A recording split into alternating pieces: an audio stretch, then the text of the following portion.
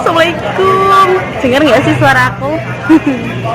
Aku hari ini lagi ketemu sama teman-temanku. Kita mau bahas tentang nasihat tentang pernikahan, pasti. Padahal dia jomblo, tapi kita oleh nasihat aja ya kan, pembahasan sebelum mempersiapkan diri sebelum kita bertemu dengan jodoh kita. Oke, kita akan bahas tentang apa aja. Woi, rame woi. Wow. Oke, ketok kancang keruk nang pinggir rembong. Kita akan bahas tentang apa aja sih? Pokoknya kamu simak aja. Insya Allah pembahasan kita ini bermanfaat. Insya Allah. Nah, sekarang aku lagi bareng sama temanku yang udah nikah. Selama kamu nikah berapa lama? 3 tahun. 3 tahun dan jomblo yang akan segera menikah. Amin. Kita pengen bahas tentang, kan karena emang kita berdua belum nikah ya, kita perlu banget ilmu-ilmu tentang pernikahan. Kita akan sekolah pranikah malam ini langsung dengan narasumber Ibu Hajah Elita. Oke, kita mau bahas tentang perlu nggak sih sebenarnya sebelum nikah terbuka tentang keuangan kita, terus tentang kebiasaan kita, tentang lingkungan kita dan lain-lain. Kita akan dengerin aja deh curhatan dari mama. Mama curhat dong, Ma. Wah, kita kan sebenarnya temenan ya guys ya. Terus itu aku juga menjalani hubungan pernikahan itu adalah by proses. Jadi aku nggak bener-bener juga nggak bener-bener salah karena emang lagi proses belajar juga. Karena nikah itu juga sekolah yang nggak ada wisudahnya dan ibadah yang juga nggak ada salamnya, nggak ada batasnya gitu kan. Kalau kita sholat kan 3 rakaat, 2 rakaat, 4 rakaat kan. Nah, kalau nikah itu ibadahnya kalau bisa nggak ada batasnya gitu, sampai mau menikah. Jadi aku nggak bermaksud menasihati, cuma kan emang tadi sih sebenarnya sebelum bikin vlog ini kita ngobrol-ngobrol soal ada perselingkuhan.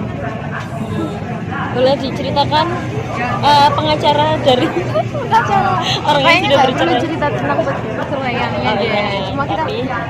Cuma kita cerita aja kalau emang dari awal sebelum kita nikah gitu ya, kita kudu tahu kita tuh mau berpartner sepanjang masa, partner ibadah, partner sekolah itu sama siapa gitu. Jadi kita harus tahu pasangan kita. Kalau menurut aku sih, kalau menurut kamu gimana? Ini kan aku kamu guru ya. Ya iya sih. Aku malah, kalau aku pribadi malah pengennya dapat jodoh yang kalau bisa keilmuan agamanya dia itu antara sama atau di atas. Aku nggak mau kalau ternyata dia nggak terlalu pintar tentang agama, dia nggak ngerti hukum zakat misalnya, dia nggak ngerti hukum zakat, dia nggak ngerti tentang tanggung jawab laki-laki dalam Islam itu yang kayak gimana. Itu kan agak bahaya juga ya. Padahal kita nikah kan tujuannya adalah untuk menggapai ridho Allah, habis itu untuk dapat pahala yang lebih besar kayak gitu kan.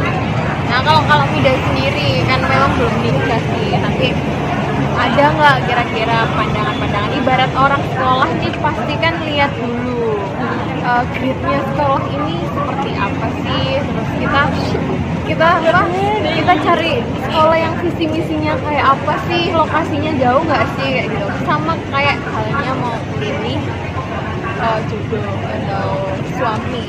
Mida memilih untuk menjadi ke jenjang berikutnya kayak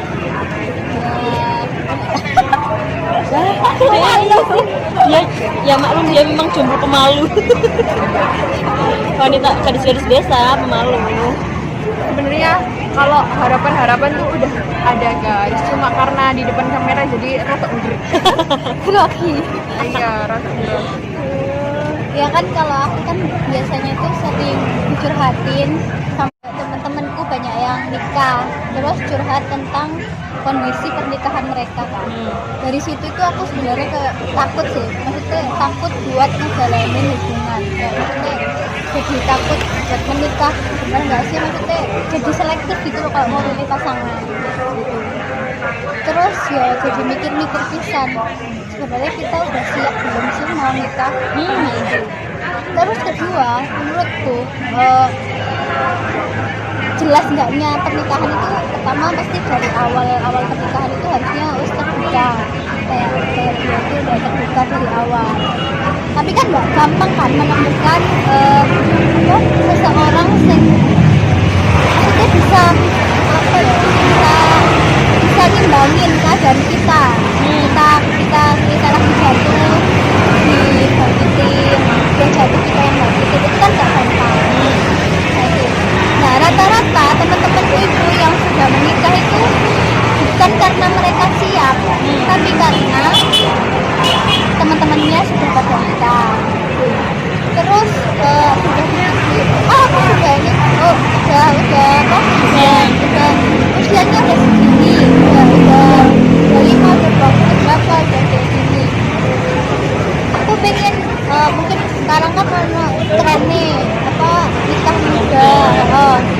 nikah muda tapi dia nggak punya persiapan, nggak punya uang, otomatis nikahnya pakai duit orang tua kan, kayak gitu. Terus ya nggak punya persiapan apapun lah, itu sampai kayak gitu. Ya itu dari situ tuh aku jadi mikir biasanya nikah itu nggak segampang itu, benar-benar harus dipersiapkan. Kita sendiri harus siap dari lahir dan batin kita, nggak hanya lahiriah kayak gitu karena teman-teman sudah menikah terus kita harus tetap menikah, harus ikut-ikutan nikah padahal kita belum siap. Dari situ ya itu aku jadi kayak mikir, bayang-bayang pernikahan gitu setiap hari. Tapi takut nggak? Bikin takut nggak?